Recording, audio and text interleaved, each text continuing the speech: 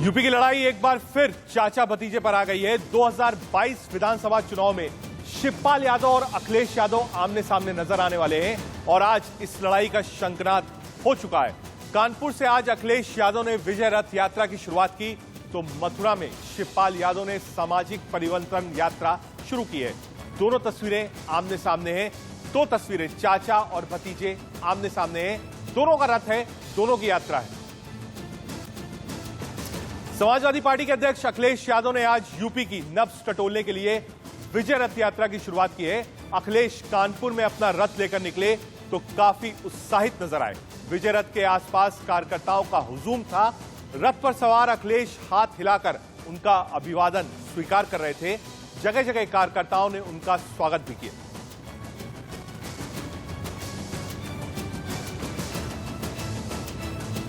दो तस्वीरें आपको दिखाते हैं। रथ पर सवार अखिलेश कार्यकर्ताओं का सैलाब देखकर उत्साहित नजर आए तो कार्यकर्ताओं का जोश भी हाई दिखा। दो तस्वीरें आपको दिखा रहे हैं। अखिलेश यादव ने आज रथ यात्रा की शुरुआत करी है कानपुर से और हुजूम आप देख सकते हैं समाजवादी पार्टी के कार्यकर्ताओं का है। कानपुर ही चुना अखिलेश यादव ने इस यात्रा की शुरुआत के लिए।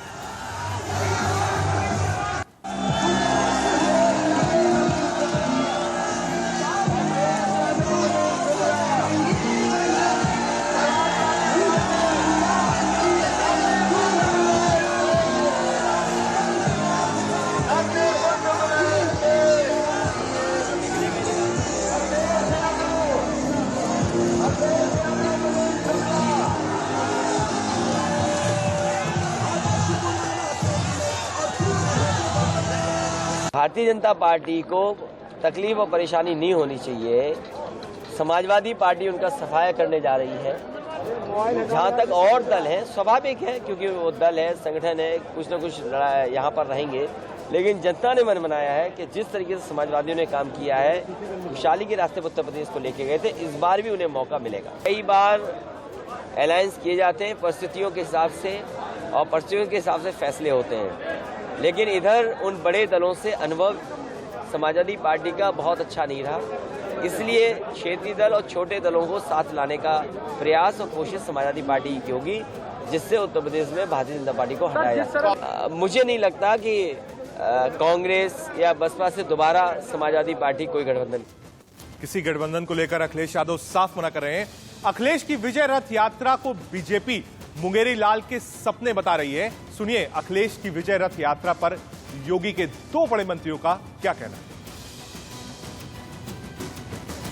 हसीन सपने हैं अखिलेश जी के। 400 सीट पे वो सोच रहे हैं, वो चलने दीजिए। 2-2.5 महीने बाद वो असलियत आ जाएगी। दूध का दूध, पानी का पानी हो जाएगा।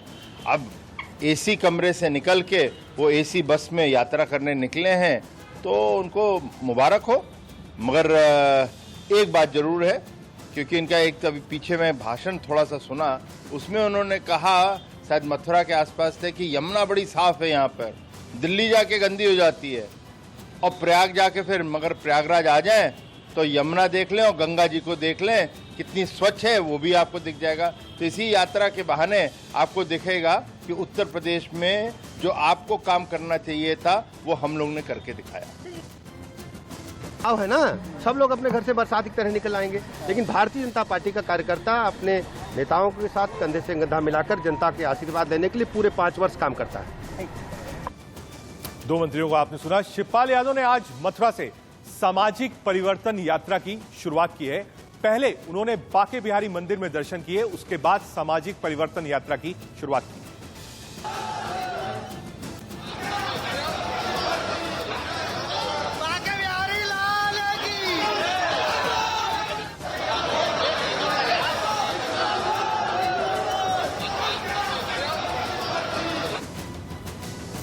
सामाजिक परिवर्तन रथ यात्रा का क्या मकसद है और गठबंधन को लेकर शिवपाल का क्या प्लान है, इस पर मेरे सहयोगी संजय सिंह ने शिवपाल यादव से खास बातचीत की। आज गुरुद्वारे में मत्था टेका है।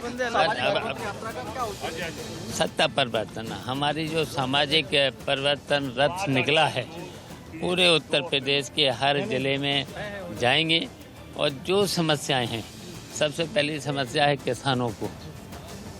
किसानों के खिलाफ जो काला कानून बना है उसे वापस लिया जाए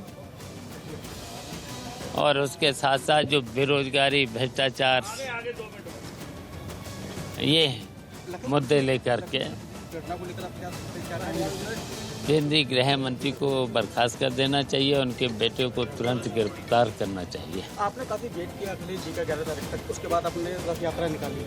राजनीति में कभी भी संभावनाएं खत्म नहीं होती। तो अभी आप इंतजार कर रहे हैं। तो ये थे हमारे साथ शिवपाल यादव जी, जो कि प्रसपा के राष्ट्रीय अध्यक्ष हैं, जो अपनी रथ यात्रा निकल रहे हैं और ताज नगरी आगरा में गुरुद्वारे में मत्था टेक कर आगे अपनी यात्रा शुरू करेंगे। Sanjay Singh, India news, Agra.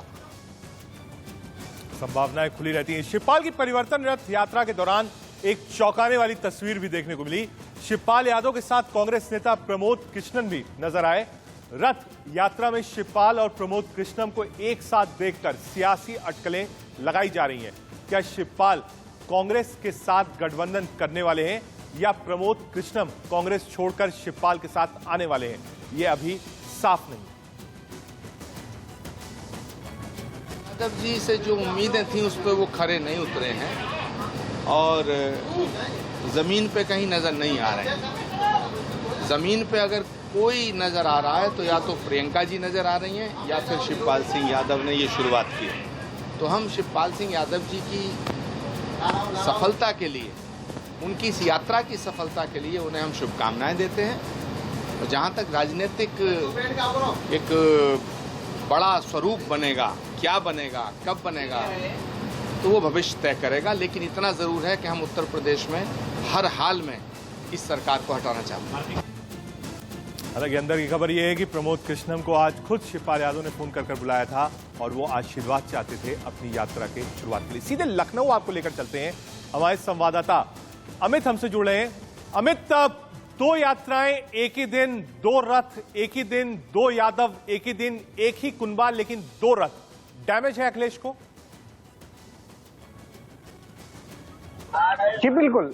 जहां एक तरफ देखा जा रहा है कि जिस तरह से जो विधानसभा चुनाव 2022 का सामने है, तो कहीं ना कहीं समाजवादियों की जो खलबली है भारतीय जनता पार्टी को सत्ता से बाहर करने की, वो आज जरूर देखी जा सकती है कि जिस तरह से प्रगतिशील समाजवादी पार्टी के राष्ट्रीय अध्यक्ष शिवपाल यादव ने 1.5 हफ्ते पहले ही ऐलान कर दिया था कि परिवर्तन यात्रा 12 अक्टूबर को आज मथुरा से निकाली जाएगी। तो आनंद फानन में अखिलेश यादव की ये जो बहुत ठीक है, हम अमित अपडेट्स लेते रहेंगे क्योंकि अब से लेकर अगले साल जनवरी तक यात्रा ही यात्रा मिलेगी। अभी प्रियंका गांधी भी थोड़े दिन में यात्रा शुरू करेंगी, बीजेपी भी यात्राएं निकालेगी। और आज हमने देखा, लेकिन चौंकाने वाली तस्वीर थी, प्रमोद कृष्णन शिवपाल के साथ थे। और बड़ा सवाल यही है कि क्या प्रमोद कृष्णन और शिवपाल किसी वजह से साथ में आए थे?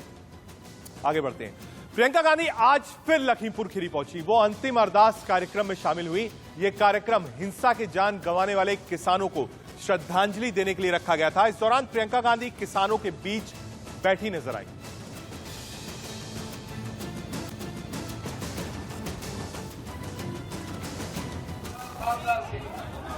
आज सारा जरा मोर्चा ਉਹਦੇ 5 खंभ बन गए। यहाँ पे दिखाया जा रहा है, निवेदन है थोड़ा थोड़ा हमारे लिए, हमारे।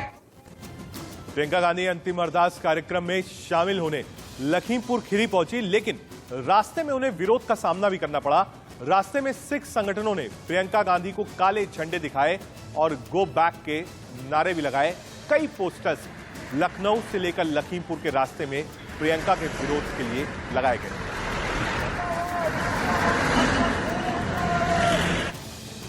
लखीमपुर हिंसा के बाद बैकफुट पर गई बीजेपी अब धीरे धीरे एक्शन मोड में नजर आ रही है। प्रियंका गांधी की लखीमपुर खीरी में सक्रियता को लेकर बीजेपी हमलावर हो गई। पर्यटन पे आती हैं उत्तर प्रदेश। पिछले दिनों भी वो आई थी, फोटो सेशन कराई और चली गई। आज फिर वो फोटो सेशन कराने गई हैं। लखीमपुर की घटना पे तो उनको दर्द हो रहा है। जहां कार्रवाई हो रही है, माननीय मुख्यमंत्री योगी आदित्यनाथ जी ने पहले दिन ही कहा था कि दोषियों के खिलाफ कार्रवाई होगी, सख्त से सख्त कार्रवाई होगी, सरकार कार्रवाई कर रही है। लेकिन राजस्थान और छत्तीसगढ़ की घटना पर प्रियंका वाड्रा मौन क्यों है? राजस्थान में दलितों की हत्या पर कब बोलेंगी प्रियंका वाड्रा और छत्तीसगढ़ के दंगे पर कब बोलेंगी, ये उत्तर प्रदेश की जनता जानना चाहती है।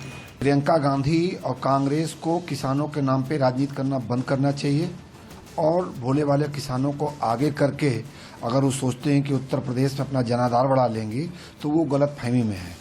अच्छा होगा कि किसानों के हित के लिए अगर कोई ठोस सुझाव प्रस्ताव है तो निश्चित रूप से सरकार के सामने उनको रखना चाहिए, इसके बजाय कि वहाँ पे राजनीति करके भोले वाले किसानों को भड़काने के बजाय। यूपी चुनाव को लेकर एक्शन में बीजेपी है। यूपी चुनाव को लेकर बीजेपी की ताबड़तोड़ बैठकें जारी हैं। कल दिल्ली में जेपी नड्डा की अध्यक्षता में अहम बैठक हुई। बीजेपी प्रदेश अध्यक्ष स्वतंत्र देव सिंह भी बैठक में मौजूद रहे।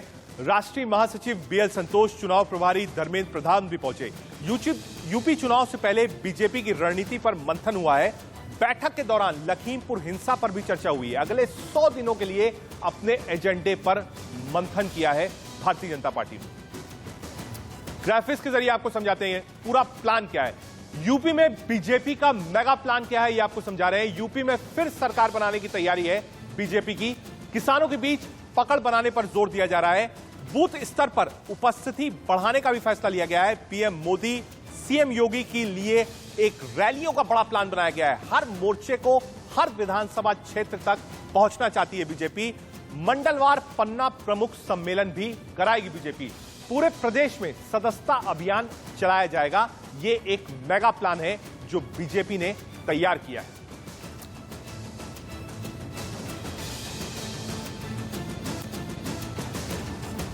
बीजेपी अल्पसंख्यक मोर्चे की प्रदेश कार्यकारिणी में स्वतंत्र देव सिंह ने नेताओं को नसीहत दी है। क्या नसीहत दी है? साथ ही चुनाव का एक एक्शन प्लान भी बताया। सुनिए।